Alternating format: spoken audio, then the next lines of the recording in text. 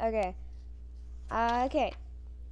I haven't read the first half of chapter 11. I hope that is fine. I can perhaps go back and read that maybe, if I ever remember.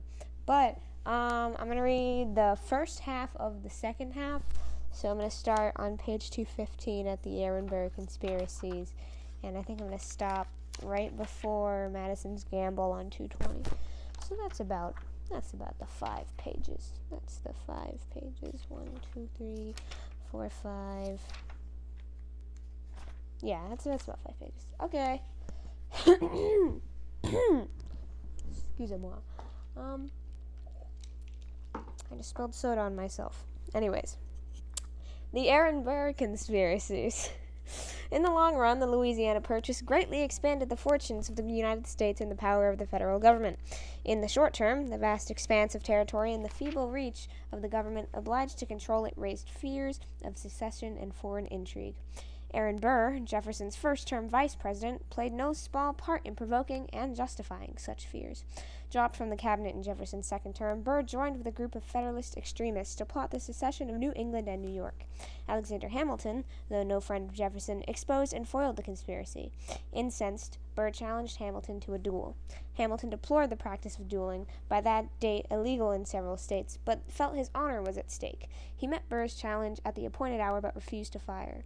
Burr killed Hamilton with one shot. Burr's pistol blew the brightest brain out of the Federalist Party and destroyed its one remaining hope of effective leadership. His political career as dead as Hamilton's, Burr turned his disunionist plottings to the trans-Mississippi West. There he struck up an allegiance with General James Wilkinson, the unscrupulous military governor of Louisiana Territory and a sometimes secret agent in the pay of the Spanish crown. Burr's schemes are still shrouded in mystery, but he and Wilkinson apparently planned to separate the western part of the United States from the east and expand their new confederacy with invasions of Spanish-controlled Mexico and Florida. In the fall of 1806, Burr and 60 followers floated in flatboats down the Mississippi River to meet Wilkinson's army at Natchez, but when the general learned that Jefferson had gotten wind of the plot, he betrayed Burr and fled to New Orleans. Burr was arrested and tried for treason. In what seemed to the Jeffersonians to be bias in favor of the accused, Chief Justice John Marshall, strictly owing to the Constitution, insisted that a guilty verdict required proof of overt acts of treason, not merely treasonous intentions. Burr was acquitted and fled to Europe, where he urged Napoleon to make peace with Britain and launch a joint invasion of America. Burr's insurrectionary brashness demonstrated that it was one thing for the United States to purchase large expanses of western territory, but quite another for it to govern them effectively. A precarious neutrality. Jefferson was triumphantly re-elected in 1804 with 162 electoral votes to only 14 votes for his Federalist opponent. But the laurels of Jefferson's first administration soon withered under the blast of the new storm that broke in Europe. After unloading Louisiana in 1803, Napoleon deliberately provoked a renewal of his war with Britain, an awesome conflict that raged on for 11 long years. The first 2 years of a war, My goodness, I'm so sorry. For the first 2 years of a war, a maritime United States, the number one neutral carrier since 1793, enjoyed juicy commercial pickings, but a setback came in 1805. At the Battle of Trafalgar, one-eyed Horatio Lord Nelson achieved immortality by smashing the combined French and Spanish fleets off the coast of Spain, thereby ensuring Britain's supremacy on the seas. At the Battle of Austerlitz in Austria, the Battle of the Three Emperors, Napoleon crushed the combined Austrian and Russian armies, thereby ensuring his mastery of the land. Like a tiger and the shark, France and Britain now reigned supreme in their chosen elements.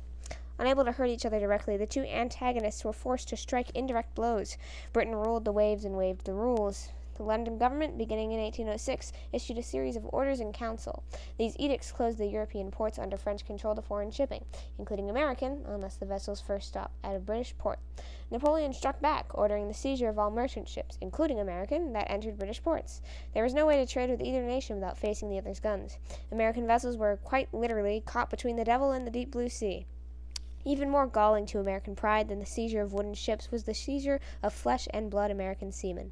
Impressment, the forcible enlistment of sailors, was a crude form of conscription that the British, among others, had employed for over 4 centuries. Clubs and stretchers, for men knocked unconscious, were standard equipment for press gangs from His Majesty's man-hungry ships.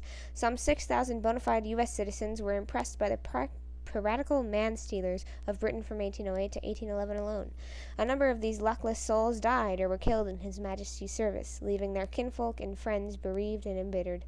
Britain's determination was spectacularly highlighted in 1807 in what came to be known as the Chesapeake Affair. A Royal frigate overhauled a U.S. frigate,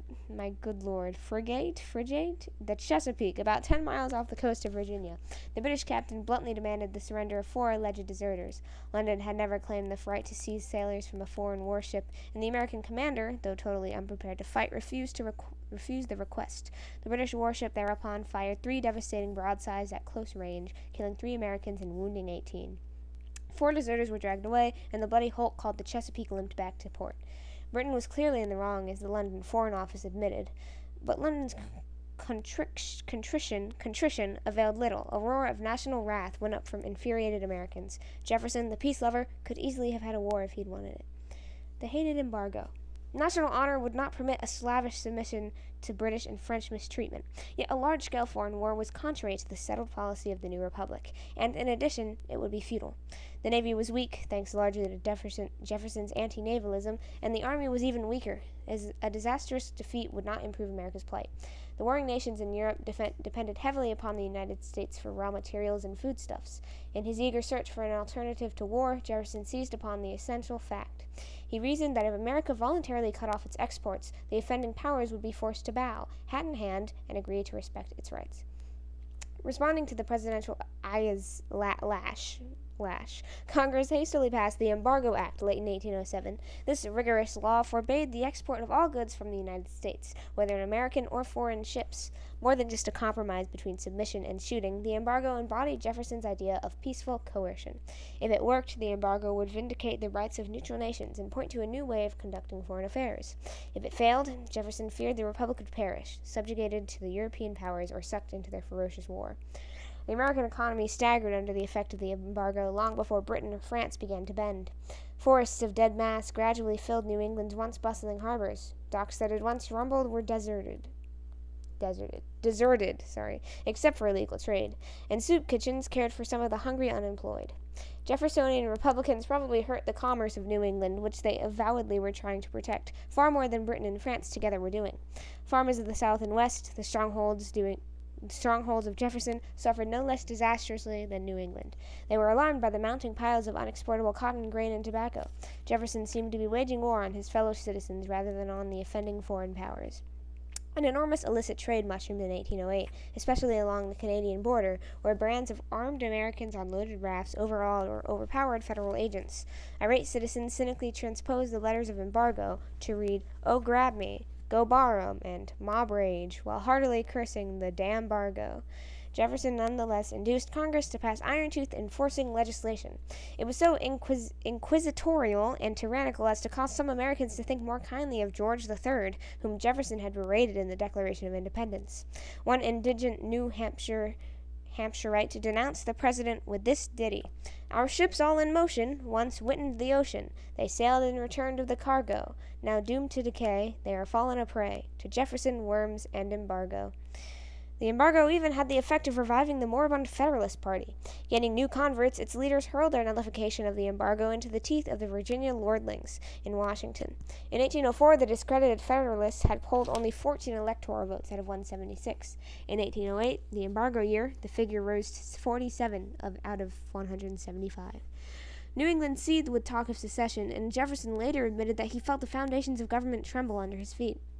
An alarmed Congress, yielding the storm of public anger, finally repealed the embargo on March 1, 1809, 3 days before Jefferson's retirement. A half-loaf substitute was provided by the Non-Intercourse Act. This measure formally reopened trade with all nations of the world, except the 2 most important, Britain and France. Though thus watered down, economic coercion continued to be the policy of the Jeffersonians from 1809 to 1812, when the nation finally plunged into war. Why did the embargo, Jefferson's most daring act of statesmanship, collapse after 15 dismal months? First of all, he underestimated the bulldog determination of the British, as others have, and overestimated the dependence of both belligerents on America's trade. Bumper grain crops blessed the British Isles during these years, and the revolutionary Latin American republics unexpectedly threw open their ports for compensating commerce. With most of Europe under his control, Napoleon could afford to tighten his belt and go without American trade. The French continued to seize American ships and steal their cargoes, while their emperor mocked the United States by claiming that he was simply helping them enforce the embargo. More critically, perhaps, Jefferson miscalculated the unpopularity of such a self-crucifying weapon and the difficulty of enforcing it. The hated embargo was not continued long enough or tightly enough to achieve the desired results, and a leaky embargo was perhaps more costly than none at all. Curiously enough, New England plucked a new prosperity from the ugly jaws of the embargo. With shipping tied up and important goods scarce, the resourceful Yankees reopened old factories and erected new ones, the real foundations of modern America's industrial might were laid behind the protective wall of the embargo, followed by the non-intercourse in the War of 1812. Jefferson, the avowed critic of factories, may have unwittingly done more for American manufacturing than Alexander Hamilton, industry's outspoken friend. Okay, that was 5 pages. I just read very terribly. Wow. But now we can take notes. Oh boy, notes. Okay. I'll read the last 5 tomorrow.